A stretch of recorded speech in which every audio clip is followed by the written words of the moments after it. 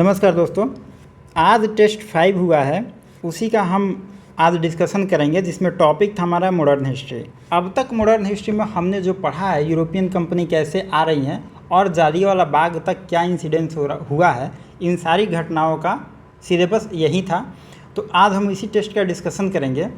और जैसा कि हमने अब तक 4 टेस्ट सीरीज़ हम लोग का हो चुका है, और चारों टेस्ट सीरीज़ में जो ट्रेंड रहा है, ट्रेंड यही रहा है कि हम लोग हमेशा फ्रेश क्वेश्चन बनाते हैं। देखिए, फ्रेश क्वेश्चन बनाने में तकलीफ़ हम लोगों को भी है और वो टेस्ट देने में तकलीफ़ आपको भी है, ये बात पता है। लेकिन फिर भी हम लोग कहीं से क्वेश्चन उठाते नहीं हैं और प्रीवियस ईयर क्वेश्चन को ही प्रेफर करके नया क्वेश्चन बनाते हैं। इससे फ़ायदा ये होगा कि आपको टेस्ट देने में थोड़ा पेन हुआ होगा, नो डाउट कुछ क्वेश्चन नए लगे होंगे, लेकिन यह क्वेश्चन कहीं ना कहीं जो यहाँ पे आपको पेन दे रहा है, एग्ज़ाम में एक एक नंबर 2-2 नंबर को गेन देगा। तो आप घबराइए मत, यहाँ के पेन को सहिए, यह कहीं ना कहीं आपको जाके फ़ायदा करेगा। देखिए, कुछ क्वेश्चन आपको अटपटा लगा होगा कि यह क्यों पूछा गया, इसका क्या मतलब है। तो अटपटा एक भी क्वेश्चन नहीं है, सारा ही क्वेश्चन बीपीएससी से रिलेटेड है। मैं एक्सप्लेनेशन में आपको बताऊंगा किस संदर्भ में रिलेटेड है। दूसरी बात, देखिए, टेस्ट देने का मतलब ये नहीं होता है कि किसी का 12 नंबर आएगा, किसी को 14 नंबर आएगा, किसी को 10 नंबर आएगा। तो आप नंबर को लेके परेशान नहीं होंगे, क्योंकि ये स्कूल में होता है कि हम फर्स्ट कर गए, हम सेकंड कर गए, ऐसा कुछ नहीं होता है। आप अब बच्चे नहीं हैं, आप एडल्ट हो गए हैं। एडल्ट नहीं, मैं तो कहूँगा कि आप मैच्योर हो गए हैं, तो थोड़ी मैच्योरिटी दिखाइए। टेस्ट का मतलब है कि आपको जो सिलेबस दिया गया था, उस सिलेबस को आपने कितने बढ़िया से रिवीजन किया, पहला मकसद ये होना चाहिए। दूसरा मकसद ये होना चाहिए कि आप जब क्वेश्चन अटेम्प्ट कर रहे थे तो उसमें क्या गलतियां किए, उस पर ध्यान दीजिएगा। तीसरा मकसद ये होना चाहिए कि जब आप टेस्ट पेपर दिए हैं तो आप इस टेस्ट से कितना नया चीज़ सीखे, आपके जो नोट्स है उसमें कुछ नया ऐड हुआ कि नहीं, आपको रिलेवेंट टॉपिक जो आप पढ़े थे उसमें कुछ नया मिला कि नहीं आपको। यह 3 मापदंड ही होता है टेस्ट देने का। तो आप यही 3 चीज़ पे फोकस करेंगे। पहला सिलेबस, दूसरा आप क्वेश्चन को अटेम्प्ट कैसे कर रहे हैं, और तीसरा आप कुछ नया सीख रहे हैं कि नहीं। आप लर्निंग प्रोसेस में हैं, तो आपके लिए यह 3 चीज़ें ज़रूरी है। ये जो नंबर को लेके आप परेशान होते हैं, ये बच्चों वाली हरकत मत करिए कि 10 नंबर आया, 12 नंबर आया। आपने 22 क्वेश्चन में कितना सीखा, यह इम्पोर्टेंट है। और यह 22 क्वेश्चन नहीं, 22 टॉपिक है। अगर इससे बाद में क्वेश्चन आएगा तो आप बनाने में सक्षम हैं कि नहीं, इसका मतलब यही है। टेस्ट से नंबर का कोई मायने नहीं होता। बहुत बार देखेंगे आप, जिसको टेस्ट में कम नंबर आता है वो प्रीलिम्स क्वालिफाई कर लेता है, जिसको ज़्यादा नंबर आता है वो प्रीलिम्स क्वालिफाई नहीं कर पाता है। ठीक है, तो कहने का मतलब है कि आपकी जहाँ गलतियाँ हुई हैं उस पर आप चिंतन करेंगे, बल्कि चिंता नहीं करेंगे। चिंता बच्चे करते हैं, मूर्ख आदमी करता है, और चिंतन का मतलब होता है सोचना।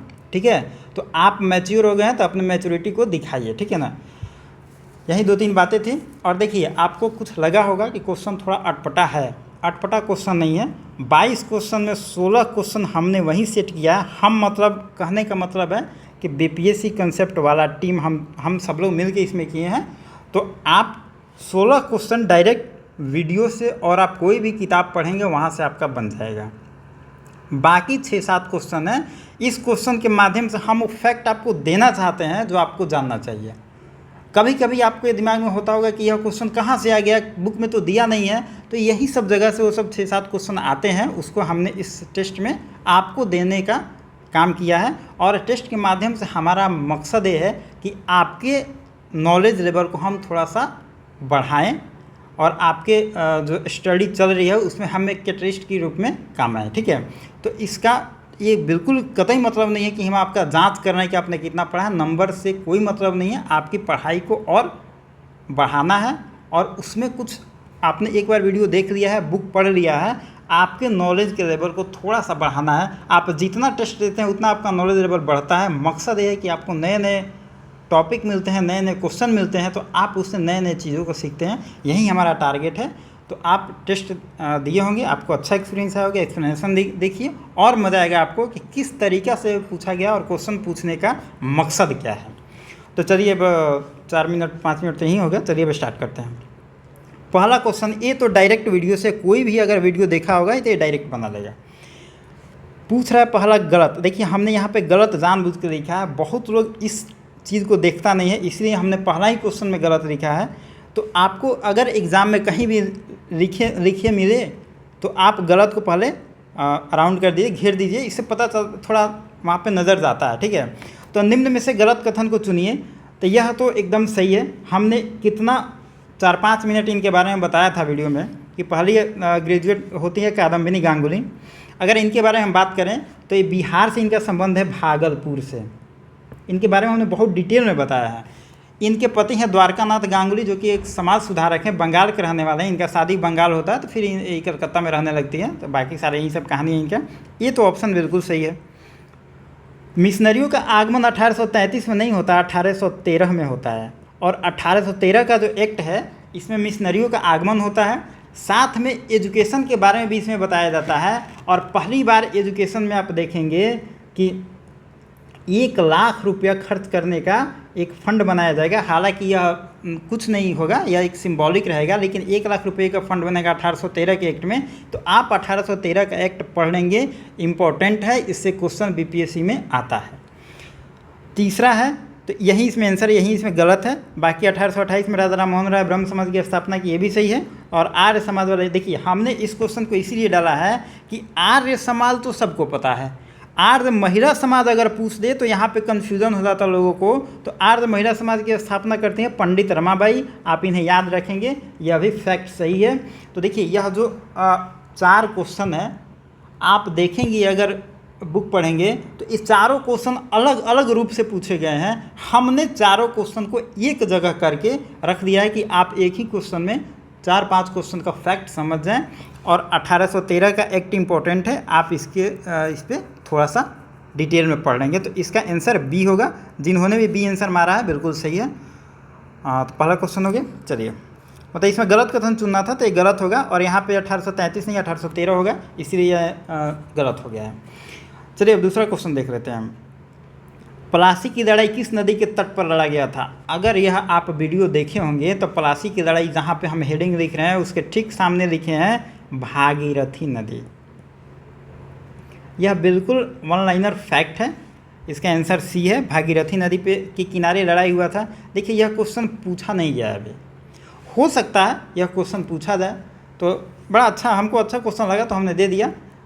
और बहुत वन लाइनर फैक्ट है, इसमें कुछ है नहीं। अगर हम पलासी की बात करें तो अगर डिस्ट्रिक्ट पूछ लिया जाए तो आप याद रखेंगे नदिया डिस्ट्रिक्ट है, जिला का नाम है नदिया। और ये घटना होती कब है? 23 जून 1757 को यह घटना होती है, ठीक है। इसमें होगा क्या वो तो सारा पता ही है कि सिराजुद्दौला लड़ेगा और इसका सेनापति रहता है मीर जाफ़र, जो कि अंग्रेज़ों से मिला रहता है। लड़ाई अच्छे से लड़ेगा नहीं, फिर हार जाएगा। लड़ाई होने के पहले ही मतलब घोषित कर देगा हार। और हार कर जब सिराजुद्दौला मुर्शिदाबाद जा रहा होता है तो रास्ते में जो इसका सेनापति मीर जाफ़र है, मीर जाफ़र का बेटा रहता है, इसका नाम है मीरन। मीर जाफ़र का बेटा है मीरन। मीरन सिराजुद्दौला का मर्डर कर देगा।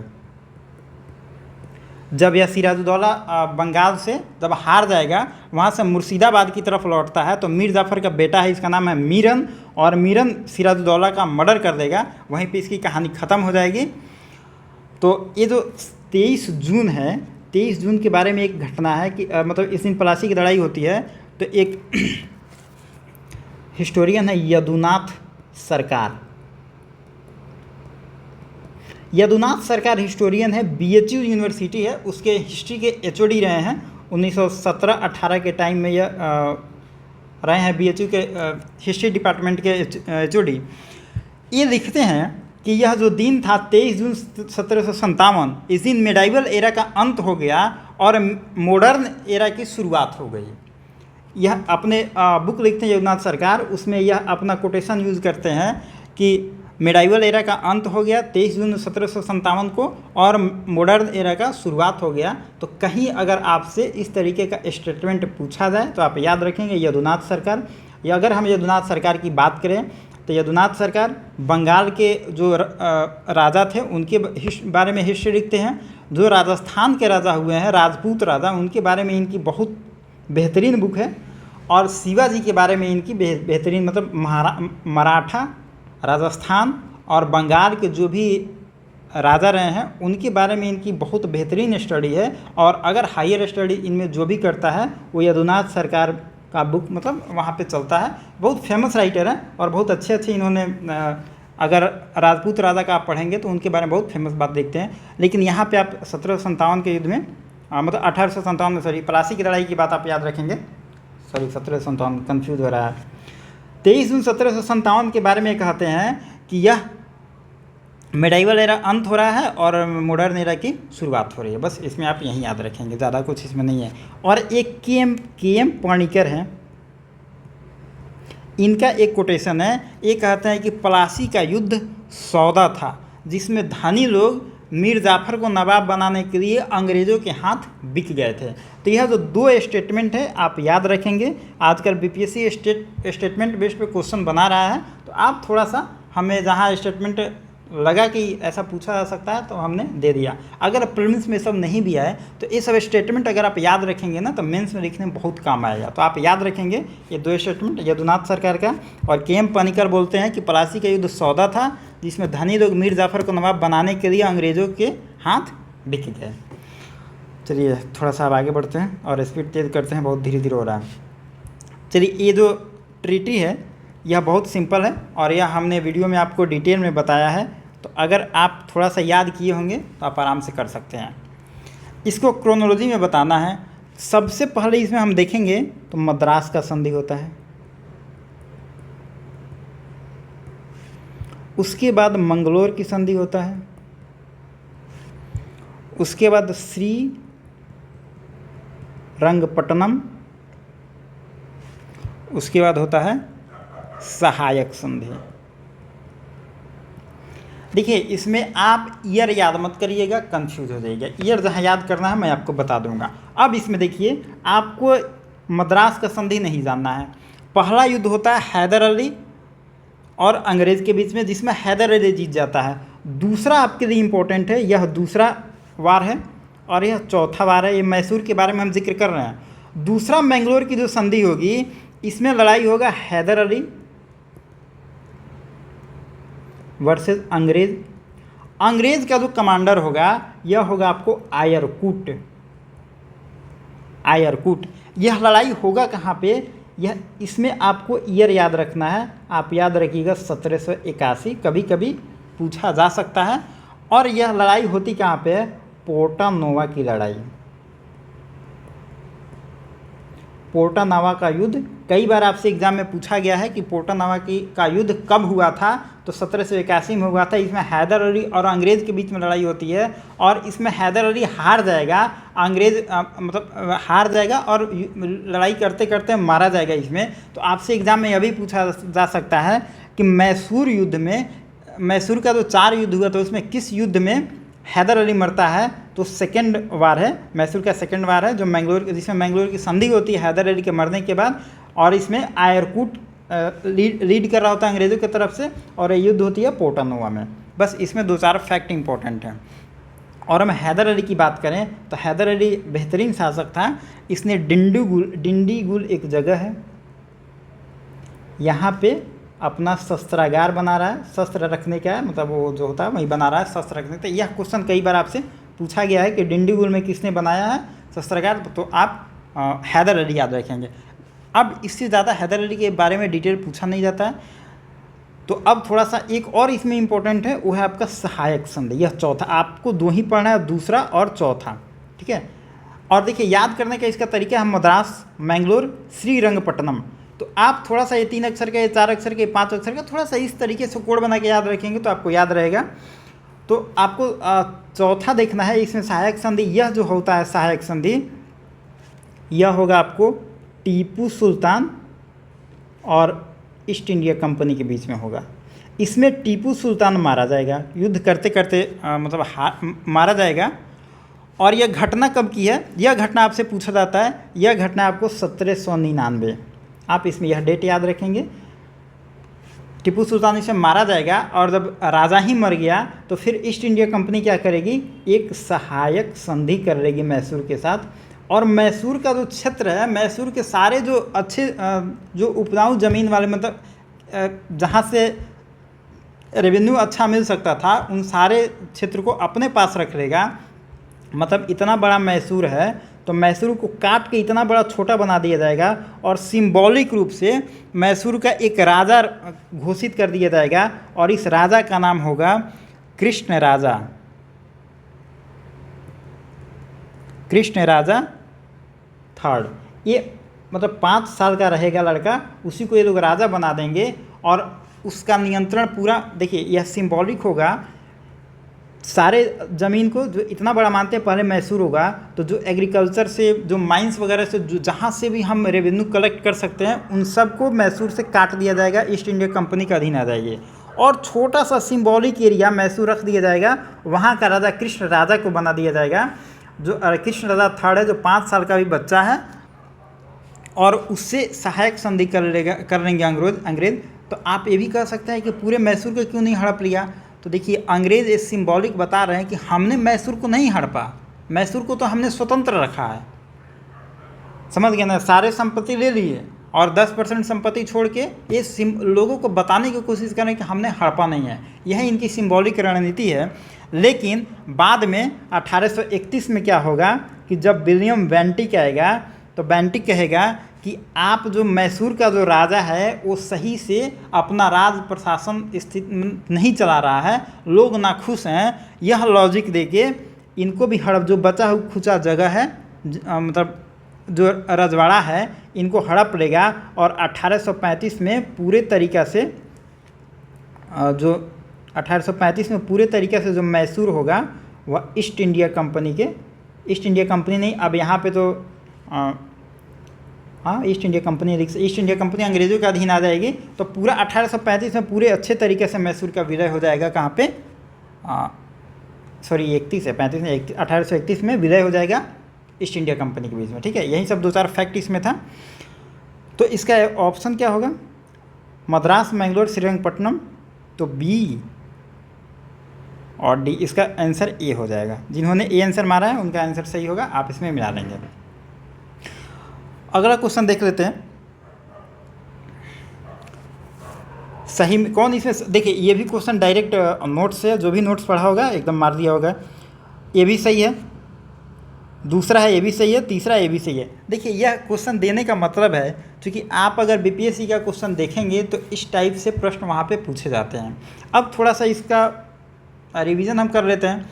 देखिए जब पहला कर्नाटक वार होता है तो इसका कारण क्या है, इसका कारण है जो ऑस्ट्रिया में लड़ाई चल रही है, उत्तराधिकार की लड़ाई चल रही है, वही मेन कारण है। लेकिन यह मेन कारण है, तात्कालिक कारण ये नहीं है। एग्जाम में आपसे कई बार तात्कालिक कारण पूछा गया है। तो तात्कालिक कारण ये है कि इंग्लैंड वाले जो हैं, ये इंग्लैंड ने फ्रेंच जहाज़ को पकड़ लिया। देखिए उसमें सारा ट्रेड होता था समुद्र से और जिसकी समुद्र पे तूती बोलती थी वही राज करता था। तो पहले तो हमने बताया था कि पुर्तगाल बहुत ताकतवर थे समुद्र में, लेकिन जब समय बीता तो अंग्रेज़ बहुत ताकतवर हो गए और अंग्रेज़ ने फ्रेंच के जहाज़ को पकड़ लिया। और यही जो था तात्कालिक कारण था। देखिए पहले से घटना घट रही थी, लड़ाई तो होना था, लेकिन तात्कालिक कारण होता है आपको इंग्लैंड ने फ्रेंच के जहाज़ को अपने अधीन कर लिया। तो इससे मतलब लड़ाई जो बाद में होती वो पहले हो गई और पहला कर्नाटक युद्ध था, इसका मेन कारण यही था। तो यह था तात्कालिक कारण और यहाँ से बीपीएससी क्वेश्चन पूछा हुआ है, आप इसको याद रखेंगे कि प्रथम कर्नाटक वार जो हुआ उसका तात्कालिक कारण क्या था, ठीक है।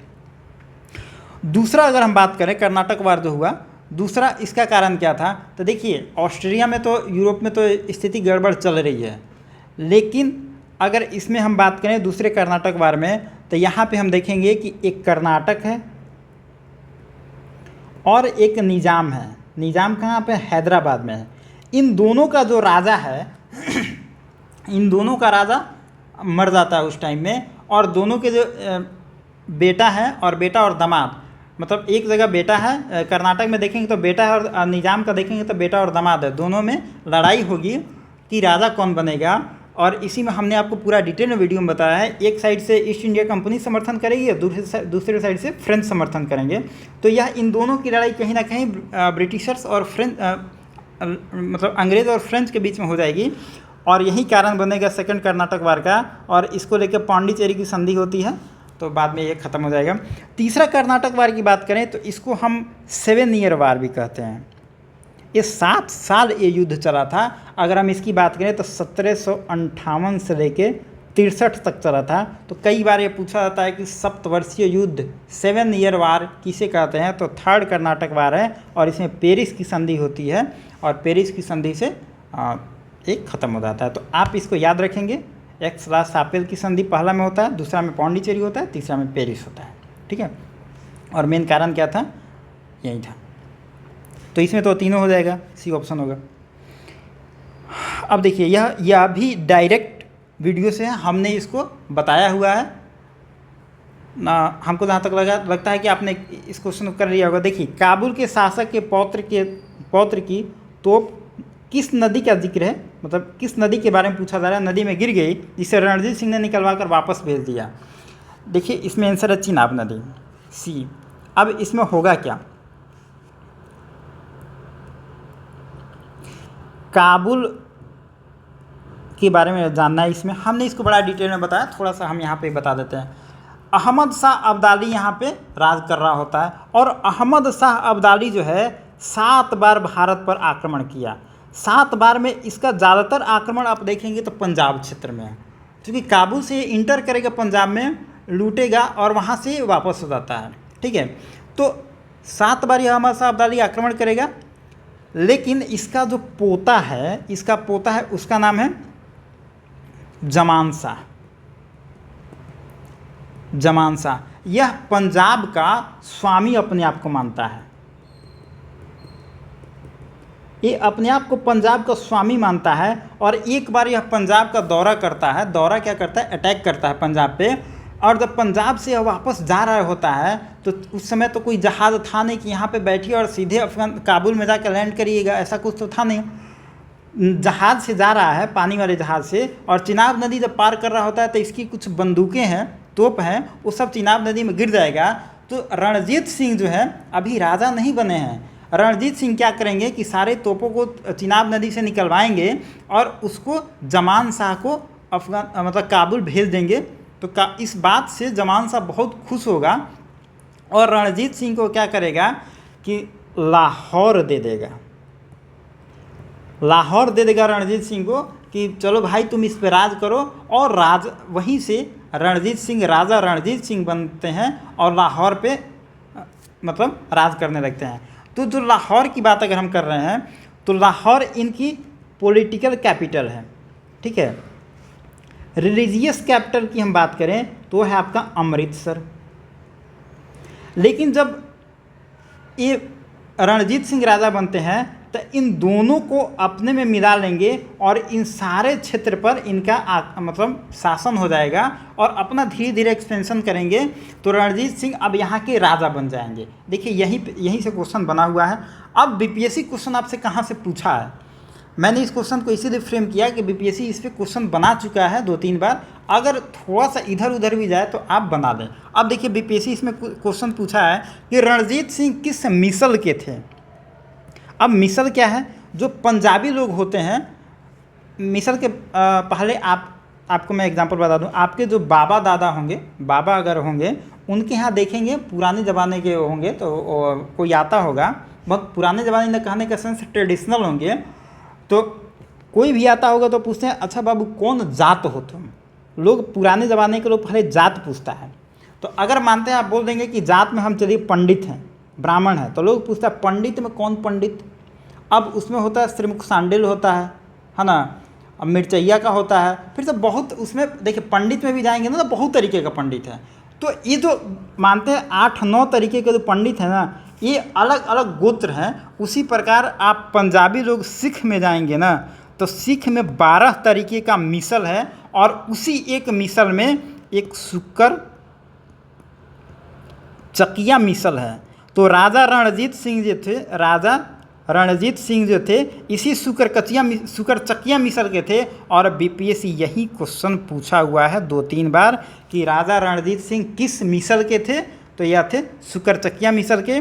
और सिख जो होते हैं पूरे 12 मिसल में बटे होते हैं, अपना अपना अलग अलग फॉलोअर है उनका, जैसे हम लोगों में कास्टिज़म होता है, तो यही एक तरीके का कास्टिज़म है जो अब तो फॉलो नहीं किया जाता है। ये गलत चीज़ें नहीं करना चाहिए। लेकिन बीपीएससी यही क्वेश्चन पूछा है कि राजा रणजीत सिंह किस मिस्र के थे। आप इसको याद रखेंगे कि शुकर चकिया मिस्र के थे। ठीक है, अब देखिए राजा रणजीत सिंह के बारे में हम देखते हैं। और यह अपने साम्राज्य का एक्सपेंशन करते हैं और इनका साम्राज्य हो जाता है अब झेलम से सतलज नदी तक। झेलम से सतलज नदी तक इनका विस्तार हो जाएगा। तो यह भी आपसे एग्जाम में पूछा जा सकता है कि राजा रणजीत सिंह का विस्तार कहाँ से कहाँ तक था। तो झेलम से सतलज नदी तक था। पहले यह बहुत सिकुड़ा हुआ था, बाद में अपना विस्तार करते हैं। इसमें एक और इम्पोर्टेंट है, 1809 में एक अमृतसर की संधि होती है। अमृतसर की संधि होती है और अमृतसर की संधि में यह अंग्रेज़ों के अधीन हो जाते हैं।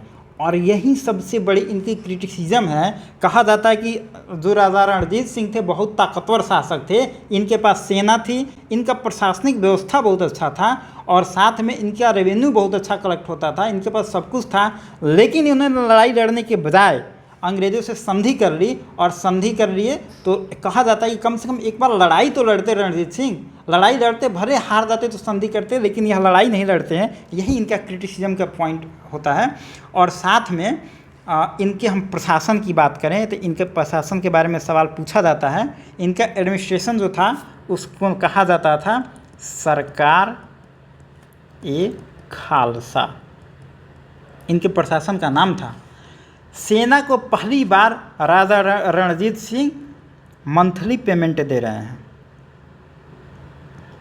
मंथली पेमेंट दे रहे हैं सेना को पहली बार। और यह काम करने वाले राजा रणजीत सिंह पहले शासक होंगे जिसे इन्होंने कहा है महदारी सिस्टम, महदारी व्यवस्था। आप देखेंगे कभी कभी हिस्ट्री में जो टर्म आ जाता है कि यह सिस्टम क्या है, तो आप कहते हैं कि पता ना कहाँ से आगे, समझ नहीं आता है। यही सब जगह से यह क्वेश्चन बनता है। अब आपसे पूछ लीजिए महदारी व्यवस्था क्या है, किसने लाया, तो आप नहीं बता सकते हैं। तो यही सब जगह से ये सब टर्म आता है। तो मंथली पे का जो सेना को दिया गया वो राजा रणजीत सिंह लाते हैं और इसी को कहा गया महदारी सिस्टम। दूसरा अगर हम बात करें तो राजा रणजीत सिंह जब मर जाते हैं तो इसके बाद खड़ग सिंह को राजा बनाया जाता है। और खड़ग सिंह जो है बहुत अफीम का दीवाना आदमी है और अफीम के नशा में इतना चूर रहता है कि इसको राजपाट से मतलब ही नहीं है। तो इसको लोगों ने जल्दी से हटा दिया, जल्दी से इसको मतलब राजा के बस से लोग हटाएगा और इसके बाद राजा बनाया जाएगा दलीप सिंह को। और यही दलीप सिंह आप देखेंगे कि अंतिम राजा बनता है। जब दलीप सिंह राजा बनेगा तो यह माइनर है, 18 साल से कम का है, मतलब इसका उम्र देखेंगे दलीप सिंह का तो 18 साल से कम का है। और इसका जो संरक्षण देखिए, जो भी 18 साल से कम का राजा बनाया जाता है उसको किसी के संरक्षण के अधीन रखा जाता है जो उसको मेंटरिंग करे, समझाए। तो इनकी जो माता है उनका नाम है रानी जिंदन, रानी जिंदन इनकी माता है। और यहीं से सारा खेल खराब होगा। रानी जिंदन है, इसका जो एक प्रेमी निकलेगा उसका नाम है लाल सिंह।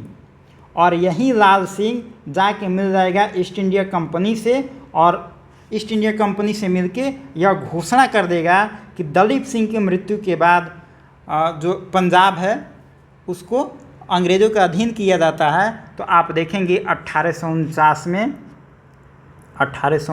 में जो पंजाब है पूरे तरीक़ा से अंग्रेज़ों के अधीन हो जाएगा। कहने का पूरा मतलब है कि यहाँ से 2 क्वेश्चन आपको बन सकता है। अमृतसर की संधि कब हुई है, 1809 में आप याद रखेंगे। और दूसरा पंजाब का अंग्रेज़ी सरकार में पूरा विलय कब होता है, 1849 में। ठीक है, देखिए यहाँ पे अमृतसर की संधि में राजा रणजीत सिंह करते हैं लेकिन अधीनता स्वीकार करते हैं, लेकिन राजा बने रहेंगे। लेकिन दलीप सिंह के बाद कोई राजा नहीं रहेगा, पूरा नियंत्रण हो जाएगा अंग्रेज़ों का, राजपाट खत्म हो जाएगा। बस यही दोनों अंतर हैं। तो हो गया। अब चलिए थोड़ा सा छठा क्वेश्चन, ये तो बहुत टाइम लग जाएगा, स्पीड बढ़ाना पड़ेगा। चलिए, यह क्वेश्चन है 1857 के संदर्भ में किसने कहा यह नीली टोपी वाली राइफल तो गोली चलने से पहले ही मार देती है। देखिए यह बात कहते हैं नाना साहिब। और नाना साहिब इस बात को किस संदर्भ में कह रहे हैं, वो कह रहे हैं कि हमारे पास रिसोर्सेज बहुत कम है, हमारे पास अंग्रेज़ों की तुलना में बंदूक नहीं है तोप नहीं है, गोली नहीं है, बारूद नहीं है, हम लड़ने में सक्षम नहीं है। और दूसरी बात ये कहते हैं जब नीली टोपी पहनने वाले जब सैनिक गोली चला रहे हैं तो गोली मारने से पहले हम मर जाते हैं, ये अपने करुणा को व्यक्त करते हैं। कहते हैं कि जो पुलिस है, देखिए अंग्रेज़ों का जो पुलिस था वो ब्रिटिशर्स तो बहुत कम ही थे, उसमें ज़्यादातर तो भारतीय थे। तो भारतीय पुलिस ही भारतीय पे अटैक कर रहे हैं, तो यह अपनी नाना साहब अपने करुणा व्यक्त कर रहे हैं और कह रहे हैं कि यह जो टोपी वाले जो पुलिस हैं वो क्या मारेंगे, वो बंदूक तानते हैं तभी लगता है कि हमारा ही आदमी हम पे बंदूक तान रहा है, तो हम उस भावना से ही मर जाते हैं। यह मतलब एक सेंटिमेंटल बात है और यह बहुत अच्छा कोटेशन है। देखिए यह सब कोटेशन अगर आप मेंस में यूज़ करते हैं तो आपके नंबर को बहुत मतलब मार्क्स अच्छा मिलेगा और एग्जामिनर करेगा कि आप बहुत विद्वान आदमी हैं, पढ़े लिखे आदमी हैं। तो अच्छा चीज़ आप याद रखिएगा, इसको नोट्स में अपडेट कर लीजिएगा। आपको प्रीलिम्स में अगर मदद नहीं करेगा तो मेंस में तो पक्का मदद करेगा। अब थोड़ा सा हम नाना साहब के बारे में देख लेते हैं। देखिए हम अब थोड़ा स्पीड बढ़ाएंगे क्योंकि बहुत लेट हो रहा है। नाना साहब के बारे में देख लेते हैं। नाना साहब कानपुर में नेतृत्व कर रहे हैं। इनका जो ओरिजिनल नाम है, यहाँ पे क्वेश्चन बनता है, आप याद रखेंगे, इनका ओरिजिनल नाम है धोंधू पंत। ठीक है, धोंधू पंत इनका नाम है। और ये नाराज़ क्यों थे, ये आंदोलन क्यों करते हैं, तो पेशवा बाजीराव, देखिए पहले आप मराठा अगर हम मेडाइवल हिस्ट्री जब पढ़ेंगे तो वहाँ पे डिटेल में पढ़ेंगे, लेकिन यहाँ पे हम थोड़ा बता देते हैं। पहले तो जो शिवाजी थे, राजा जब कमज़ोर हो गए तो आप देखेंगे मराठा काल में पेशवा आते हैं, पेशवा आएंगे। इसके बाद अंग्रेज़ के साथ संधि हो जाएगा तो पेशवा को पेंशन देंगे अंग्रेज़, लेकिन पेशवा बाजीराव जो हैं, पेशवा बाजीराव द्वितीय हैं, इसको पेंशन देने के बाद अंग्रेज़ पेंशन बंद कर देंगे और इनके बाद पेशवा बनते हैं नाना साहिब। इनको पेंशन नहीं मिलेगा। अब अपने पेंशन से बेचारे नाराज़ हैं, तो जब 1857 का युद्ध होगा तो एक कानपुर में आकर नेतृत्व करेंगे। और हमने बताया था कि यह जो 1857 का युद्ध होता है, क्रांति होती है, युद्ध नहीं बल्कि क्रांति कहेंगे। इसमें क्रिटिसिज्म सबसे बड़ा था कि सब लोग अपने अपने हित के लिए लड़ रहे हैं, तो इनका पेंशन नहीं मिला इसलिए लड़ रहे हैं। लेकिन इसके बावजूद भी इन्होंने एक नेशनलिज्म की भावना जागृति है, बहुत बड़ी बात है, वो अलग बात है, उसको हम डिटेल में देख चुके हैं। तो हम नाना साहब को देख रहे हैं, पेशवा बाजीराव को सेकंड को पेंशन मिला, उसके बाद पेंशन बंद हो गया, इसे नाराज़ हैं तो आंदोलन का नेतृत्व करते हैं कानपुर से। और जब 57 का आंदोलन ख़त्म हो जाएगा तो आप देखेंगे 1859 में यह नेपाल चले जाएंगे। और नेपाल जाने के बाद इनका कोई स्पष्ट प्रमाण नहीं है। कुछ लोग कहते हैं नेपाल मर गए जाके, कुछ लोग कहते हैं नेपाल से फिर वापस आते हैं, लेकिन इनका कुछ फैक्ट और फिगर नहीं मिला है। तो इसके बारे में इनकी कहानी यहीं पे ख़त्म हो जाती है। नेपाल गए, उसके बाद में इनका कुछ जानकारी नहीं, ख़त्म हो गया इनका। दूसरा, इनके जो कमांडर हैं उनके बारे में देख लेते हैं। क्वेश्चन बनता है इनके कमांडर कौन है। ये है तात्या टोपे। अगर हम तात्या टोपे की बात करें, इनका जो रियल नाम है वो है रामचंद्र पांडुरंग, और यह कई बार एग्जाम में पूछा गया है, तो आप इसे याद रखेंगे। यह जब 1857 के बाद इनकी क्या गतिविधि होती है, यह मध्य भारत जो है, मध्य प्रदेश का, छत्तीसगढ़ का एरिया जो है, उधर एरिया में यह छापामार युद्ध करेंगे। यह छापामार युद्ध करेंगे और वहाँ पे एक इनका कोई मित्र है, मित्र गद्दारी करेगा और जासूसी कर देगा अंग्रेज़ों के साथ, और 1859 में इनको पकड़ लिया जाएगा और पकड़ के इनको फांसी दे दिया जाएगा। इनकी यहाँ पे कहानी ख़त्म हो जाएगी। ठीक है, तो आपको ये पता होनी चाहिए कि तात्या टोपे की कैसे मृत्यु होती है, एग्जाम में पूछा जा सकता है। थोड़ा सा हम यहाँ पे बात कर लेते हैं अब लक्ष्मीबाई के बारे में। लक्ष्मीबाई का अगर हम बात करें, इनका जो नाम है, रियल नाम है मनु।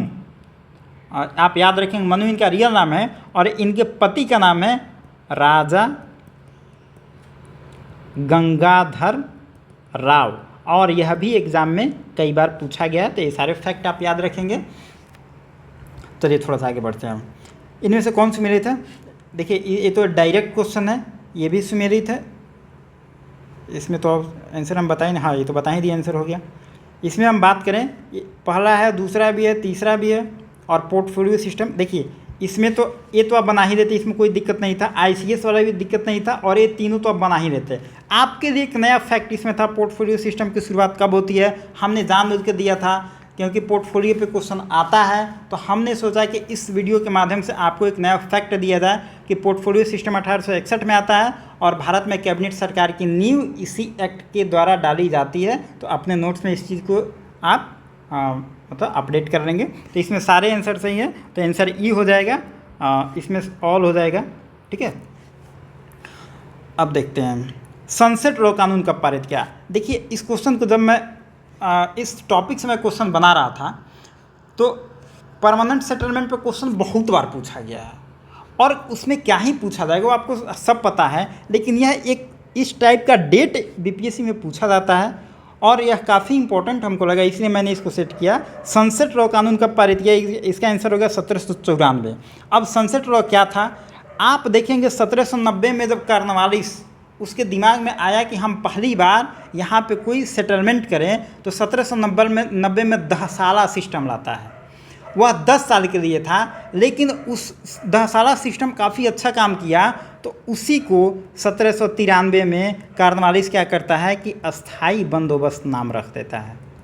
परमानेंट सेटलमेंट जिसे हम कहते हैं, इसका एक और नाम है इस्तमरारी बंदोबस्त। ठीक है, तो यह दोनों इसका नाम है। इसमें होता क्या है कि कंपनी को 10/11 भाग दिया जाएगा, एक में 10/11 भाग कंपनी देगी और 1/11 भाग जमींदार लेंगे, और जमींदार मतलब बीच में मध्यस्थ हैं, उनको ज़मीन का स्वामी बना दिया गया और भारत के कुल 19% भाग पर इसको लागू किया गया। और पूरे क्षेत्र की हम बात करें तो जगह है कौन सा, बंगाल, बिहार, उड़ीसा,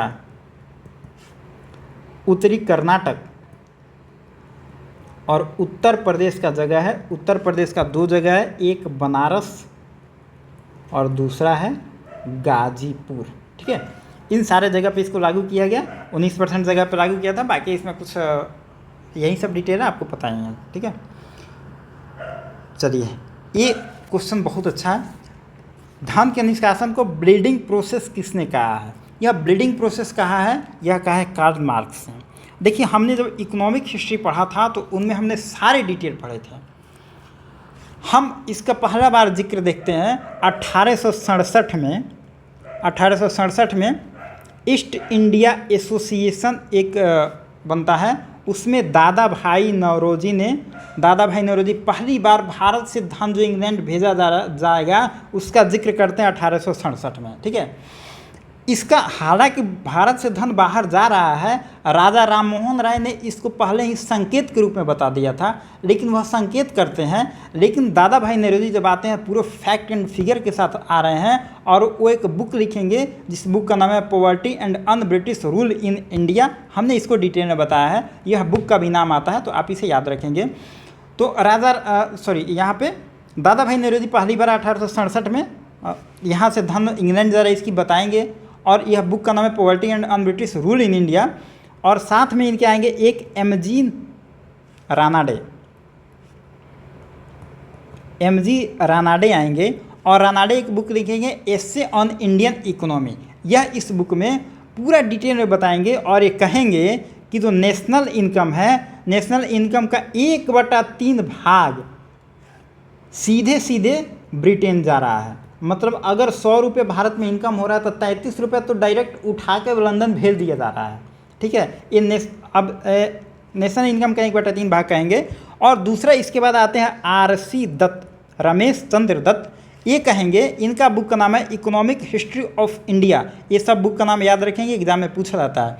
ये कहेंगे कि जो हमारा GDP है वो GDP का 50% बाहर जा रहा है, मतलब लंदन जा रहा है। देखिए रानाडे कहेंगे नेशनल इनकम का बात करेंगे, RC दत्त कहेंगे GDP का, उसमें जो GDP मानते हैं 100 रुपया है तो 50 रुपया सीधे जा रहा है लंदन। ठीक है, देखिए कितनी गलत बात है। और यही सब घटना को 1881 में आप देखेंगे कि अमृत बजाज जो पत्रिका है बहुत विस्तार से छापेगा, और यही सब घटना से आप देखेंगे अमृत बजाज अंग्रेज़ों के बड़ा मतलब आंखों में खटकेगा, क्योंकि ये इन सब घटनाओं को बहुत विस्तार से लिखिएगा। यही सब घटना देख के जो कार्ल मार्क्स हैं वो अपना स्टेटमेंट देते हैं कि धन का निष्कासन जो भारत से लंदन जा रहा है वह ब्लीडिंग प्रोसेस की एग्जाम्पल देते हैं। तो आपसे यह एग्जाम में पूछा जा सकता है कि ब्लीडिंग प्रोसेस की संज्ञा किसने दी है, तो कार्ल मार्क्स ने दी है। दूसरा इसमें एक और दादा भाई नेरोजी की बात करें तो दादा भाई नेरोजी 1905 में कहते हैं कि भारत की गरीबी का मुख्य कारण यही है कि इंडिया का सारा पैसा लंदन चला जा रहा है। देखिए ये सब टॉपिक जो है ना, ये सब फैक्ट हैं, मेंस के लिए बड़ा इंपॉर्टेंट है। और इसी घटना को दादा भाई नेरोजी लिखते हैं, एक मतलब कोटेशन देते हैं, वो कहते हैं एविल ऑफ ऑल एविल्स। आपसे अगर एग्ज़ाम में पूछा जाए कि यह किसका स्टेटमेंट है तो दादा भाई नेरोजी का स्टेटमेंट है, आप इसे याद रखेंगे। चलिए, Gandhi ji rise to power पुस्तक के लेखक कौन है? देखिए यह आपको लगा होगा कि कुछ अटपटा क्वेश्चन है, लेकिन ऐसा नहीं है, यह चंपारण सत्याग्रह से जुड़ा हुआ है, बहुत ही बेहतरीन क्वेश्चन है। इसका राइटर नाम है, कहाँ गया बेचारा, नीचे है, जूडिथ एम ब्राउन। देखिए इस पुस्तक में है क्या, जूडिथ एम ब्राउन है, यह गांधी के बारे में बहुत इनका अच्छा रिसर्च है। और कहा जाता है कि गांधी को अगर आपको समझना हो तो 2-3 बुक है जो आपको पहले पढ़ना चाहिए। जैसे पहला बुक है एक्सपेरिमेंट विथ ट्रूथ, जो गांधी का है वो पढ़िए। और दूसरा मतलब गांधी के बारे में दुनिया में अगर 5 बुक कोई है समझने के लिए तो कहा जाता है कि अगर आपने जूडिथ एम ब्राउन का बुक नहीं पढ़ा तो आपने गांधी को अच्छे से नहीं समझा। ये जूडिथ एम ब्राउन जो हैं ये कहते हैं कि देखिए हर कोई अपने बुक में अलग अलग तरीके से गांधी को समझा है। कुछ लोग कहेगा कि गांधी मसीहा है, कुछ लोग कहेगा संत हैं, कुछ लोग कहेगा बहुत बड़े पॉलिटिशियन हैं, कुछ लोग कहेगा कि गांधी आज़ादी दिला दिए, गांधी नहीं होते तो ये होता वो होता, बहुत तरीके का थ्योरी गढ़ा गया। लेकिन जूडिथ एम ब्राउन ने एक यूनिक बात कही, ये ब्रिटिश हिस्टोरियन है, और ये कहते हैं कि देखिए गांधी में सबसे बड़ी खासियत ये है कि गांधी हर वर्ग के लोगों को लेकर चलते हैं। और देखिए सबसे बड़ी बात, हमने मॉडरेट पढ़ा था, मॉडरेट के टाइम में हमने देखा कि वो आते हैं तो क्या करते हैं, एक समाज के बड़े लोगों को हायर करते हैं, बड़े लोग को उनसे जुड़ाव होती है, पढ़े लिखे लोगों को जोड़ते हैं। उसके बाद एक्सट्रीमिस्ट आते हैं, वो गांव के लोगों को जोड़ते हैं, गरम दल के लोगों को जोड़ते हैं, यूथ को जोड़ते हैं। लेकिन उसके बाद हम देखेंगे गांधी आते हैं, तो गांधी आएंगे तो सबसे पहले क्या करेंगे, किसानों को जोड़ेंगे। उसके बाद आप देखेंगे चंपारण सत्याग्रह के बाद अहमदाबाद और खेड़ा में मजदूरों को जोड़ेंगे। उसके बाद जब नॉन कोऑपरेशन की विफलता, जब नॉन कोऑपरेशन वापस लेते हैं गांधी, उसके बाद ये क्या करेंगे, कुटीर उद्योग शुरू करेंगे और यह अनटचेबिलिटी की बात करेंगे। जो नीचे वर्ग के लोग हैं जिनको अछूत माना जाता था उनको जोड़ने का काम करेंगे और साथ में महिलाओं को जोड़ने का काम करेंगे। तो ये जूडिथ एम ब्राउन एक नया एंगल देते हैं कि गांधी हर वर्ग के लोगों को समानता में लाते हैं और उनको पता है कि अगर समाज के किसी भी एक वर्ग को आप आंदोलन में अछूता रखते हैं तो वह आंदोलन में आपकी सफलता में बाधक हो सकता है। और यही सबसे बड़ी ब्यूटी है गांधी की कि गांधी हर वर्ग को जोड़ते हैं और महिलाओं को जब वो आंदोलन में लाते हैं तो सबसे पहले पर्दा प्रथा की बात करते हैं और बाल विवाह की विरोध में बात करते हैं। ये सब मतलब जो कुरीतियाँ हैं उसकी बात करते हैं, क्योंकि गांधी को पता है कि इन सबको हम दूर नहीं कर सकते हैं। तो महिलाएं घर के 4 दीवारी से बाहर नहीं निकल सकती है, उसके लिए पहले उनको सेफ्टी देना ज़रूरी है, पहले सिक्योरिटी देना ज़रूरी है। पहले वो देंगे, फिर वो घर के 4 दीवारी से बाहर निकलेगी, उसके बाद तो कदम से कदम मिला के चलेगी। इसीलिए आप देखेंगे गांधी जहाँ भी आंदोलन में जाते हैं, चंपारण आंदोलन में भी जाते हैं, खेड़ा में जाते हैं, कहीं भी जाते हैं, अपने साथ कस्तूरबा को लेके जाते हैं। और कस्तूरबा को हमेशा वो बोलते हैं कि जाइए महिलाओं से मिलिए, और उनको पता है कि महिला जितनी अच्छे से कस्तूरबा से मिल सकती हैं गांधी से नहीं मिल सकती हैं। तो गांधी अपने आंदोलन में, पूरे आंदोलन में देखेंगे कस्तूरबा को अपने साथ रखे हैं। तो ये सब घटनाएं हैं और यह एंगल को जूडिथ एम ब्राउन बताते हैं। और देखिए ब्रिटिश हिस्टोरियन हमेशा भारतीय हिस्ट्री की या जो फ्रीडम फाइटर उनके क्रिटिसिज्म करते हैं, लेकिन ये जूडिथ एम ब्राउन बहुत बेहतरीन व्याख्या करते हैं गांधी का। तो अगर आपको कभी बुक पढ़ने का मौका मिले तो पढ़िएगा। इनका एक बुक है Gandhi prisoner of hope, Gandhi आशा का कैदी। और इसी बुक का जो फैक्ट हम अभी आपको बता रहे थे, इसी बुक में सारा फैक्ट लिखा हुआ है। अब हम आते हैं, मेरा क्वेश्चन क्या है, गांधी राइज टू पावर, यह जो चंपारण सत्याग्रह से है, तो जूडिथ एम ब्राउन चंपारण सत्याग्रह का जब जिक्र करते हैं तो उसमें लिखते हैं कि गांधी के साथ जो राजेंद्र प्रसाद थे, राजेंद्र प्रसाद और जेबी कृपलानी, इनको ये सब कॉन्ट्रैक्टर्स कहते हैं।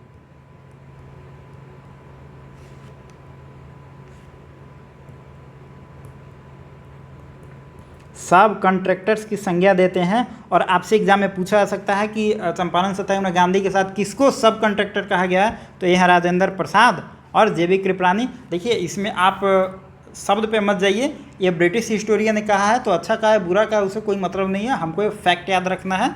तो यह चंपारण सत्याग्रह से बहुत बेहतरीन क्वेश्चन अगर कोई एग्जामिनर बनाए तो बन सकता है।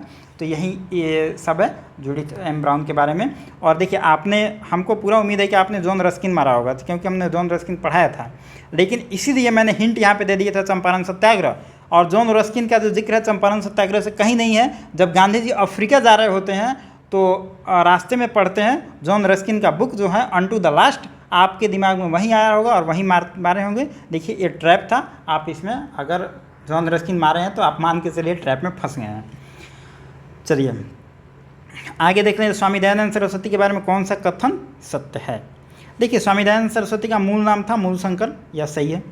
सत्यार्थ प्रकाश ये भी सही है। बिरजानंद ये भी सही है और ये भी सही है आपका। 1893 में शिकागो में ये दयानंद सरस्वती नहीं गए थे, ये गए थे विवेकानंद। तो यहाँ पे आपका आंसर ई हो जाएगा। क्वेश्चन में क्या कह रहा है, असत्य है, ठीक है, गलत पूछ रहा है तो गलत में आपका ई हो जाएगा। चलिए अब आगे बढ़ते हैं। रानी गिडेनलू के बारे में थोड़ा सा देख लेते हैं। इनके बारे में हमने डिटेल में पढ़ाया था, तो अगर आप वीडियो देखे होंगे तो ये तो बिल्कुल सिंपल है। ये पंडित जवाहरलाल नेहरू होंगे। देखिए ये लिखेंगे नहीं, हम बोल ही देते हैं। ये मणिपुर की घटना है।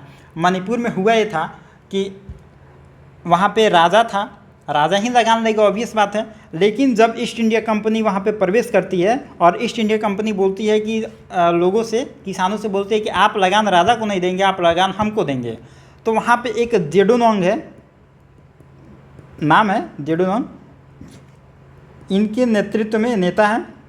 इनके नेतृत्व में मतलब एक सेना छोटी गठित होती है और ट्राइबल मूवमेंट होता है जिसे हम कहते हैं जेडुनोंग आंदोलन, ठीक है। और 1931 में अंग्रेज इन्हें पकड़ लेते हैं और इनको फांसी पे चढ़ा दिया जाता है। जब इनको फांसी हो जाएगी तो इनके आंदोलन को नेतृत्व करने के लिए आएंगी रानी गिडेनलू और इनकी उम्र उस समय है 17 साल। देखिए कहीं कहीं बुक में इनको इनकी उम्र 17 साल मिलेगी, कहीं कहीं आपको 13 साल मिलेगी। आपका उम्र पे कंफ्यूज मत हुई, मान के चलिए माइनर है, मान के क्या मतलब हैं भी हैं, माइनर हैं। और यह अपने आंदोलन को सविनय अवज्ञा मूवमेंट, जो CDM है, सिविल डिसोबीडिएंट मूवमेंट, इससे ये अपने आंदोलन को जोड़ेंगी। तो यह भी क्वेश्चन पूछा जा सकता है कि रानी गिडेनलू ने अपने आंदोलन को गांधी के किस आंदोलन से जोड़ा, तो CDM से जोड़ा, आप याद रखेंगे। लेकिन इनके जो प्रतिभा को देखते हुए 1932 में अंग्रेज इन्हें गिरफ्तार कर लेंगे और इनको जेल में डाल देंगे। 1932 से लेकर 1947 तक यह जेल में रहेंगी। और जब 47 में देश आज़ाद होगा तो पंडित जवाहरलाल नेहरू इनको जेल से रिहा कराएंगे। आज़ाद होने के बाद जितने क्रांतिकारी जेल में थे सबको रिहा कराया गया और वहीं नेहरू जी इनको रानी की उपाधि देंगे। और उसके बाद जो रानी गिडेनलू है, जेडुनोंग के विचार से इतने प्रभावित रहेंगी कि इन्होंने हेरका पंथ की स्थापना की है। एक पंथ है जो जेडुनोंग का जो विचार था वही विचारों का एक संकलन है, हेरका पंथ। तो आप इसे याद रखेंगे। इसको कौन बनाया, इसको बनाया रानी गिडेनलू ने। 1947 में रिहा होती है, उसके बाद बनाती है। तो यही सब थोड़ा फैक्ट है। तो जवाहरलाल नेहरू इसका आंसर होगा, आप याद रखेंगे। चलिए मुजफ्फरपुर बॉम्ब केस, यह तो एकदम सिंपल है, बताया हुआ है। लेकिन इसमें एक चीज़ है, देखिए यह तो बिल्कुल ही गलत है। कौन सा कथन सत्य है, ठीक है। दोनों को फांसी नहीं हुई थी। एक को खुदीराम बोस को फांसी हुई थी और प्रफुल्ल चाकी अपने आप को गोली मार लिए थे। तो ये पहला ऑप्शन गलत है। दोनों को खुद को गोली मार ली थी, ये भी ऑप्शन गलत है। देखिए यह हम इसमें बताना चाह रहे हैं कि आपने बुक में हर जगह पढ़ा होगा इनके बारे में, लेकिन खुदीराम बोस अभी वर्तमान का जो बंगाल है वहाँ के थे और प्रफुल्ल चाकी बांग्लादेश के थे, ठीक है। तो इसमें ऑप्शन यही सही है, बाकी यह भी ऑप्शन गलत है। तो ये 3 ऑप्शन तो डायरेक्ट कट जा रहा था। इसमें आप कंफ्यूज होते तो एक ही ऑप्शन बच रहा, ऑप्शन आंसर यही होता। लेकिन अगर आप तीनों इसको काट सकते थे तो आपका आंसर सीधे सीधे निकल रहा था 3। या पूरे डायरेक्ट ही, बहुत सिंपल क्वेश्चन है और डायरेक्ट वीडियो से मैंने डिटेल में बताया है। और अगर हम थोड़ा सा इसकी बात कर रहे हैं मुजफ्फरपुर बम केस का, तो खुदीराम बोस और प्रफुल्ल चाकी थे। खुदीराम बोस को 11 अगस्त, ये बम कब गिराते हैं ये लोग? 30 अप्रैल 1908 को। मुजफ्फरपुर का कांड है, मुजफ्फरपुर में बम गिराते हैं ये लोग। जो वहाँ का किंग्सफोर्ड मजिस्ट्रेट है, कलकत्ता का मजिस्ट्रेट है, बहुत क्रूएल टाइप का मजिस्ट्रेट है, वहाँ पे एक बार इस पर अटैक हुआ है जान से मारने की, तो इसका ट्रांसफ़र हो गया मुजफ्फरपुर में, इसका ट्रांसफ़र कर दिया जाएगा। लेकिन जब मरना है तो कितना बचाइएगा किसी को। यहाँ पे आएगा तो खुदीराम बोस और प्रफुल्ल चाकी इस पर बम फेंकेंगे 30/4/1908 को, लेकिन यह बेचारा नहीं मरेगा। इसके जगह पे कैनेडी मर जाएंगे, जो कि वो भारत के प्रति एक उदार नेचर था उनका, बहुत बेहतरीन व्यक्ति थे बेचारे, गलती से वहीं मारे जाते हैं। और खुदीराम बोस को 11 अगस्त 1908 को फांसी लग जाती है, मात्र 18 साल की उम्र में। आप इसे डेट याद रखेंगे, एग्जाम में पूछा जा सकता है। और प्रफुल्ल चाकी जो हैं, प्रफुल्ल चाकी हैं, ये जब मुजफ्फरपुर से ये समस्तीपुर जाते हैं ट्रेन से, और समस्तीपुर रेलवे स्टेशन पे पूरा एकदम कपड़ा वगैरह बदल के वहाँ से मोकामा के लिए ट्रेन पकड़ते हैं। कहीं कहीं आपको बुक में मिलेगा कि समस्तीपुर जा रहे होते हैं, कहीं जाएगा लिखा रहेगा मोकामा जा रहे होते हैं, बात सही एक ही है। समस्तीपुर पहुँच जाएंगे सही से, और समस्तीपुर पहुँच के जब वहाँ पे कपड़ा वगैरह बदल के अपना वेश बदल लेंगे कि हमको कोई पहचाने नहीं, और वहाँ से जब ट्रेन में बैठेंगे जब मोकामा जाने के लिए, वहीं पे इनको एक एसआई मिल जाएगा, और एसआई का नाम है नंदलाल। और यही नंदलाल मुखबिरी करेगा, अंग्रेज़ों को बता देगा, और जब अगला स्टॉपेज पर गाड़ी रुकेगा तो चारों तरफ से इनको जो ब्रिटिश की फ़ौज हैं इनको घेर लेगी, और जब चारों तरफ से घिर जाएंगे तो ये बोलेंगे कि हम अंग्रेज़ों के गोली के मरने से अच्छा है कि अपने ही गोली से मर जाए, रिवॉल्वर निकालेंगे, अपने माथा पे मारेंगे और अपना मर्डर कर लेंगे। तो इनका कहानी यहीं पे ख़त्म हो जाएगा। इनके बारे में एक राइटर है कालीचरण घोष। यह एक बुक लिखते हैं रोल ऑफ ऑनर, और इस बुक में कालीचरण घोष ने प्रफुल्ल चाकी का बड़ा ही बेहतरीन वर्णन किया है, उनकी प्रतिभा को बताए हैं। बहुत अच्छा मतलब इनके जीवनी को पूरा लिखा है इन्होंने, रोल ऑफ ऑनर नाम से कालीचरण घोष लिखते हैं, प्रफुल्ल चाकी की जीवनी को बताते हैं, इस पूरे घटना को लिखते हैं। हालांकि उसमें खुदीराम बोस का भी जिक्र करते हैं, तो यही सब इससे रिलेटेड है। चलिए अब थोड़ा आगे बढ़ते हैं। देखिए यह जो क्वेश्चन है थोड़ा सा एक नए तरीके का क्वेश्चन है, 4 नंबर डिजिट क्वेश्चन है, और इसमें ऑड नंबर भी दिया हुआ है, यही 2 इसमें फैक्ट है, बाकी तो आप समझ ही रहे हैं। किस ईयर की बात किया गया है? तो देखिए अगर चंपारण सत्याग्रह की हम बात करें तो यह 1917 है। पहले आप इसमें ईयर लिख लेंगे, उसके बाद बनाएंगे तो आपको आसानी होगा। मुजफ्फरपुर 1908 है, और आर्य समाज 1875 है, और एबॉलिश ऑफ सती है 1829। ठीक है। अब इसमें कह रहा है कि 3 से डिविजिबल कौन है, तो यह तो है नहीं। देखिए 3 से डिवीजन होने के लिए एक सबसे अच्छा है कि जो इस सब का जो सम होना चाहिए ना, सम होना चाहिए जो भी 3 से कटना चाहिए। तो 7 1 8 और 17 1 18 18 हो रहा है, जो 3 से कटता है, तो यह तो हो रहा है। 1 9 1 10 1 18 ये भी 3 से डिविजिबल है। 8 1 9 7 16 5 21 ये भी 3 से डिविजिबल है। अब तीनों 3 से कट रहा है, लेकिन क्वेश्चन में हमसे ऑड नंबर पूछा गया है, तो ऑड नंबर हमारा ए है और ऑड नंबर हमारा ए है, ये तो इवन नंबर है, तो आपका आंसर हो जाएगा दोनों, ए और ए दोनों हो जाएगा, तो आपका आंसर चला जाएगा ई। देखिए यह क्वेश्चन हिस्ट्री का है, और साथ में थोड़ा सा इसमें मैथ का भी लॉजिक लगाया गया है, एक नए तरीके का प्रयोग है, आपको अच्छा लगा होगा। चलिए आगे थोड़ा देख लेते हैं। द पुण्यतिथि ऑफ फेमस पर्सनालिटी, ये पूछा जा रहा है कि किस फेमस पर्सनालिटी का पुण्यतिथि अभी हाल ही में मनाया गया है करंट में 4 जुलाई को, और साथ में पुण्यतिथि मनाया गया है, और साथ में 1857 में इन्होंने 1857 में किस चीज़ की स्थापना की है। ठीक है, तो ये किससे रिलेटेड है, यह देखिए इसका आंसर होगा डी। यह पूछा जा रहा है कि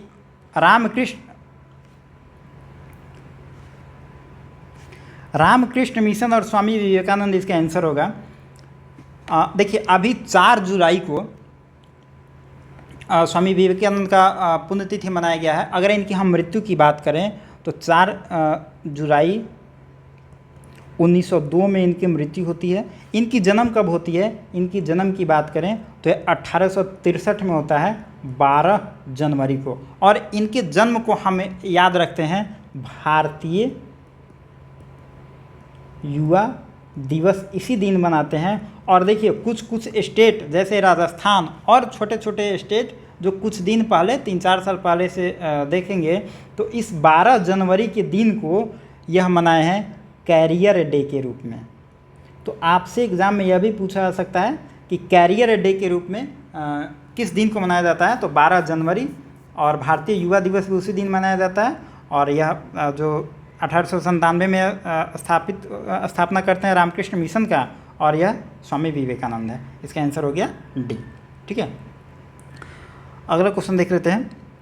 16 नंबर क्वेश्चन है, ही इनेक्ट एंशियंट मोनूमेंट्स एक्ट। देखिए इसका पूरा इसी पे रिलेटेड है। एंशियंट मोनूमेंट एक्ट किसके द्वारा लाया गया था, यही पूछा जा रहा है। और बाकी पुलिस कमीशन किसके द्वारा, यही सब फैक्ट है इसमें।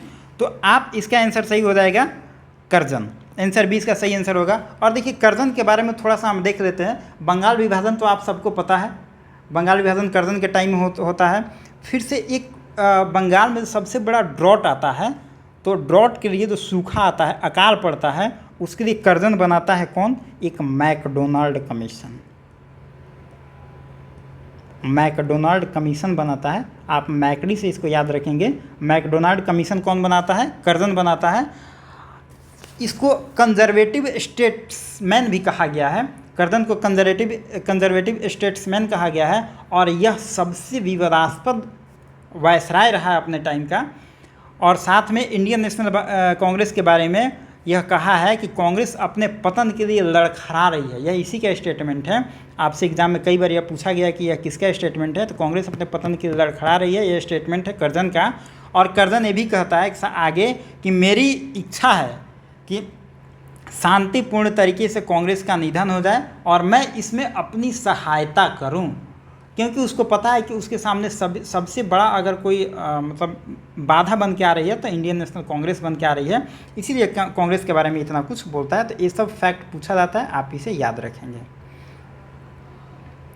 अगला देख लेते हैं, the city of the first Indian city to get road built from processed steel strike. देखिए ये करंट से रिलेटेड है, आप इसे याद रखेंगे। यह सूरत के बारे में बताया जा रहा है। यह एक करंट का आपका क्वेश्चन हो गया, आप इसे याद रखेंगे। साथ में अब इससे रिलेट किया गया है कि the difference of opinion between बाल गंगाधर तिलक एंड रास बिहारी घोष। तो आप अगर पहला ऑप्शन आपको नहीं भी पता है, जो करंट का क्वेश्चन है, अगर आपको नहीं पता है तो कहाँ पे किस शहर की घटना है कि बाल गंगाधर तिलक और रास बिहारी बोस के बीच में पार्टनरशिप की लड़ाई होती है, तो यह घटना है आपका सूरत।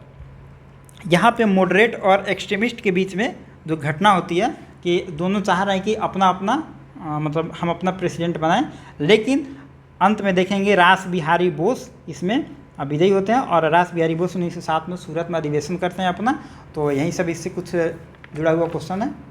तो बाकी इसमें कुछ फैक्ट है नहीं, 1907 के बारे में हमने डिटेल में पढ़ लिया है। चलिए अब थोड़ा सा आगे देख लेते हैं।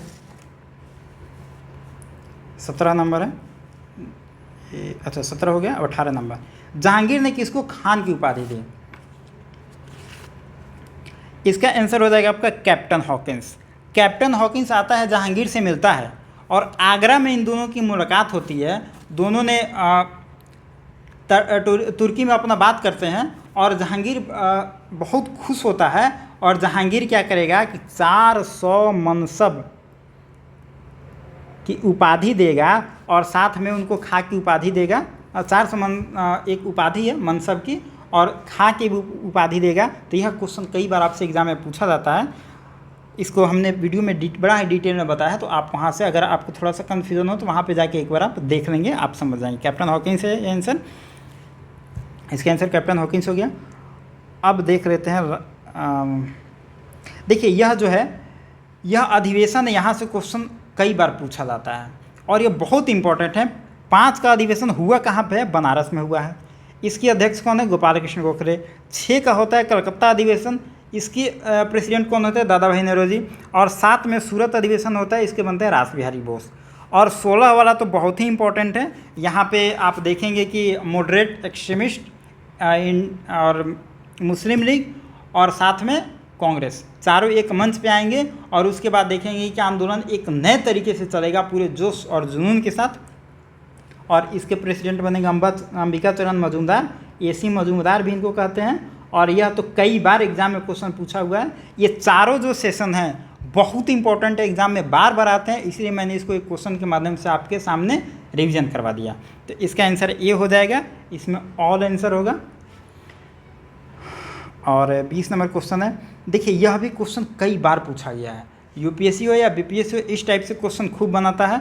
ज्योतिबा फुले गुलामगिरी लिखे हैं, महात्मा गांधी हरिजन सेवक संघ से जुड़े हुए हैं, और BR अम्बेडकर बहिष्कृत भारत से जुड़े हुए हैं, E रामास्वामी नायकर जो हैं यह आत्मसम्मान आंदोलन से जुड़े हुए हैं। यह चारों अगर आप कहीं ना कहीं देखेंगे तो 4 क्वेश्चन के तर्ज पे आपको एग्जाम में देखने को मिलेंगे अलग अलग। हम चारों को एक जगह क्लब कर दिए हैं कि आपको देखिए ये फेमस क्वेश्चन है, और ये सब क्वेश्चन अगर आप गलत करते हैं ना तो आपको बहुत दुख होगा, क्योंकि बहुत सिंपल है और बहुत रिपीटेड क्वेश्चन पूछा जाता है। तो हमने आपको इसको टेस्ट में डालने से हम वार्न करना चाहते हैं कि इस सब क्वेश्चन को आप एकदम कैप्चर कर लीजिए अपने, मतलब जैसे आपको मिले खट से मार दीजिए, छूटे ना पाए। ये सब गलत होगा तो बहुत दुख होता है, ठीक है। इसका आंसर ई होगा, इसमें ऑल होगा। चलिए आगे बढ़ते हैं। और ये राष्ट्र नहीं, एक और राष्ट्र में इसका देखिए इस टाइप का भी क्वेश्चन पूछता है कि यह कौन ये कौन जो सिस्टम है कब आया है, तो आप थोड़ा सा इसमें याद रखेंगे। ये तो दास प्रथा 1829 में नहीं आया है, यह आया है 1843 में। यह 1833 का जो एक्ट बना, 1833 का जो एक्ट बना तो उसी में यह इस पॉइंट को जोड़ दिया गया कि हम दास प्रथा को ख़त्म करेंगे, और इसकी सबसे ज़्यादा वकालत करता है विल्बरफोर्स। विल्बरफोर्स जो है यह अंग्रेज है, यह बोलता है कि दास प्रथा जो है, स्लेवरी सिस्टम जो है बहुत ख़राब है, इसको बंद करिए। तो इसी के मतलब वकालत से, इसी के दबाव से 1833 का जो एक्ट है इसमें इसको जोड़ा गया, लेकिन 1843 में पूरे तरीक़ा से इसको ख़त्म कर दिया गया। अगर आपसे एक्ट पूछा जाए तो 33 मारेंगे, अगर ईयर पूछा जाए तो 1843 मारेंगे। अगर हम सती प्रथा की बात करें तो 1829 विलियम बेंटिक और राजा राम मोहन राय का इसमें काफ़ी मदद है। और दूसरा, अगर हम हिंदू विधवा पुनर्विवाह अधिनियम की बात करें तो 1856 है, और यहाँ पे आपको डलहौजी है, डलहौजी की और सारी घटनाएं हैं जिसके बड़ा फेमस है। और शारदा एक्ट जो है यह 1829 है, यह शादी के लिए जो एज होता है उसके बारे में बताता है, 1829 शारदा एक्ट है। तो यह एक पॉइंट सही है, इसमें क्वेश्चन में कह क्या रहा है, कौन सा सही है, सुमेलित है, तो शारदा एक्ट सही है, बाकी सारे गलत हैं। और साथ में एक और आप याद रखेंगे, एक पूछा जाता है नेटिव मैरिज एक्ट, ये भी शादी की उम्र को लेकर संबंधित है, यह 1872 से रिलेटेड है। और शारदा एक्ट किसके मतलब प्रयास से लाया गया था, तो एक थी हरविलास शारदा, इन्हीं के प्रयासों से यह एक्ट आया और इन्हीं के नाम पे शारदा एक्ट नाम रखा गया, ठीक है। इसका आंसर डी हो जाएगा, आप मिला लेंगे अपना। दूसरा लास्ट क्वेश्चन है एल्बर्ट बिल वाला, कंट्रोवर्सी 1883 में हुआ था और लॉर्ड रिपन के टाइम में हुआ था। बस यही 2-3 फैक्ट इसमें याद है, ये किस एक्ट के तहत आया था यह आपसे पूछा जा रहा है। तो यह जो इसका आंसर होगा, यह देखिए अगर इस आपको नहीं पता था इसमें तो आप 1814 का एक्ट तो काट ही दीजिए, क्योंकि आपको पढ़ना ही नहीं है। 1814 में तो एक्ट आया ही नहीं ना, 1813 में आया, इसको काट दीजिए। 1733 का एक्ट आपने कहीं बुक में पढ़ा है क्या, कोई पढ़ा है क्या आपको, इसको तो काट ही दीजिए। देखिए अगर आपको क्वेश्चन नहीं आ रहा है ना तो इस एंगल से जाकर सोचिए। दूसरा Pitt's India act, Pitt's India act में आप देखेंगे बोर्ड ऑफ डायरेक्टर और बोर्ड ऑफ कंट्रोलर, इन दोनों को एक कर दिया गया, ठीक है। यह क्या करता है कि पिट्स इंडिया एक्ट क्या करता है, यह कंट्रोलिंग पावर कंपनी पर अपना बढ़ा रहा है। तो यहाँ पे बात हो रही है आपका 1833 का, तो 1833 के लिए कानून 1784 में बन गया होगा, ये आपको पॉसिबल कहीं ना कहीं से दिख नहीं रहा है ना, तो आप इसमें ये भी कहीं ना कहीं कट ही जा रहा है। तो इसका आंसर डायरेक्ट निकल रहा है चार्टर एक्ट 1833। देखिए यह क्वेश्चन बनाने का मतलब था कि आप नहीं पता है आपको फिर भी आप एग्ज़ाम में आंसर तक कैसे पहुंचेंगे आप देख लेंगे। और फिर 18 चार्टर एक्ट 1833 है, इसमें आप देख लेंगे जो ट्रेड होता था उसमें क्या क्या 2-3 फैक्ट है, थोड़ा सा उसको डिटेल में देख लेंगे क्योंकि 1833 के एक्ट से क्वेश्चन पूछा जाता है। तो यही सब कुछ क्वेश्चन था, 22 क्वेश्चन था, और मैं उम्मीद करता हूँ कि आप लोगों का आंसर मिला लिए होंगे और आपका स्कोर काफ़ी अच्छा हुआ होगा। मैंने पहले ही बताया था स्कोर पर नहीं जाना है, आपने इस टेस्ट से कितना सीखा ये इम्पोर्टेंट है, नया चीज़ मिला कि नहीं आपको सीखने का, यह इम्पोर्टेंट है। देखिए हमने आपको मॉडर्न हिस्ट्री पढ़ाया, वो आपका बेसिक था, वो किसी भी व्यक्ति को हिस्ट्री पढ़ने से पहले समझना और जानना ज़रूरी था। उसके बाद अब आप किसी भी बुक को पढ़ेंगे तो आप चीज़ों को समझ जाएंगे, लेकिन अब जितना टेस्ट आप देंगे उतना हम आपके लेवल को अप करेंगे और अब उतने अच्छे अच्छे क्वेश्चन आपको मिलेंगे और आप नोट्स में इंक्लूड करिए। आप उम्मीद करिए, आप हमारे साथ बने रहिए, बिल्कुल आपका नोट्स एकदम हम इतना बेहतरीन बना लेंगे कि आप बीपीएससी जब दे के एग्ज़ाम निकलिएगा तो एकदम आपका हंसता हुआ नूरानी चेहरा होगा और आप निकल के कहेंगे कि एग्ज़ाम बढ़िया गया और हम क्लियर कर रहे हैं। ठीक है, हम ये सुनना चाहते हैं, इसलिए अगर इस टाइप का क्वेश्चन मिले तो आप अटैम्प्ट करने से घबराइए मत, उसमें कहीं ना कहीं खोजने का प्रयास करिएगा। कुछ तो लूप होल एग्जामिनर छोड़ेगा, कुछ तो सोच के क्वेश्चन सेट किया होगा, घबराने की बात नहीं है और उसको अटैम्प्ट कीजिए। और चलिए लंबा डिस्कशन हो गया, फिर मिलते हैं नेक्स्ट वीडियो में। Thank you. और जो भी आपका फीडबैक हो, टेस्ट कैसा था, डिस्कशन कैसा था, आपको कितना चीज़ सीखने को मिला और फिर टेस्ट कराया जाए कि नहीं, आप जो भी हो स्वतंत्र रूप से अपना कमेंट बॉक्स में अपना लिखिए, टेलीग्राम में लिखिए, जहाँ भी हो आप हर तरीके से अपने फीडबैक को लिखिए क्योंकि आपका फीडबैक ही ज़रूरी है। और जब तक आपका फीडबैक हमको मिलेगा नहीं, हम लोगों को कैसे पता चलेगा कि क्या हो रहा है। तो अपने फीडबैक को कमेंट के रूप में लिखिए, बताइए, हमें समझाइए, कुछ सुझाव भी बताइए, आप जो भी लिखना चाहें, मतलब अच्छी चीज़ है ये वीडियो के रिगार्डिंग, बाकी मतलब इसके रिगार्डिंग जो भी लिखना चाहें आप हमें लिख सकते हैं कमेंट सुझाव, और अच्छा लगा वो भी। और फीडबैक में जो भी आप अपने विचार से जो मन करे लिखिए। तो मिलते हैं नेक्स्ट वीडियो में। Thank you.